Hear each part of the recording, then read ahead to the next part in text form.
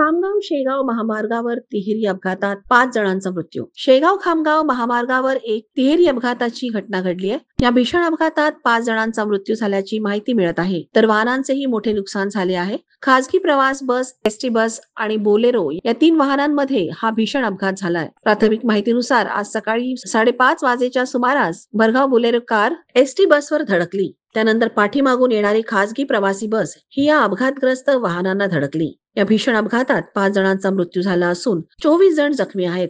घटनेची माहिती मिळताच पोलिसांनी घटनास्थळी धाव घेत पुढील कारवाई सुरू केली आहे, तर जखमींवर खामगाव येथील शासकीय रुग्णालयात उपचार सुरू आहेत. मात्र हा भीषण अपघात नेमका कसा आणि कुणाच्या चुकीमुळे झाला हे अद्याप कळू शकलेलं नाहीये. पण या अपघातामुळे परिसरात एकच खळबळ उडाली. प्राथमिक माहितीनुसार अपघातात भरधाव बोलेरो शेगावकडून कोल्हापूरकडे जात होती. याच वेळी एक एसटी महामंडळाची बस जी पुण्याकडून परत वाडाकडे जात होती, अशातच एक खासगी प्रवासी वाहतूक बस या 2 अपघातग्रस्त वाहनांना धडकली.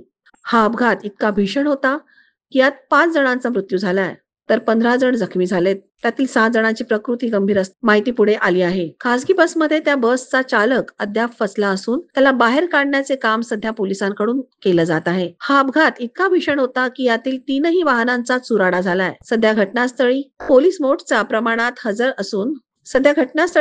मोठ्या प्रमाणात हजर असून पुढील कारवाई केली जात आहे. प्राईम मीडिया 24 साठी गोपाळ ढगे, नांदुरा, बुलढाणा. संपर्कासाठी फोन नंबर 9850022747.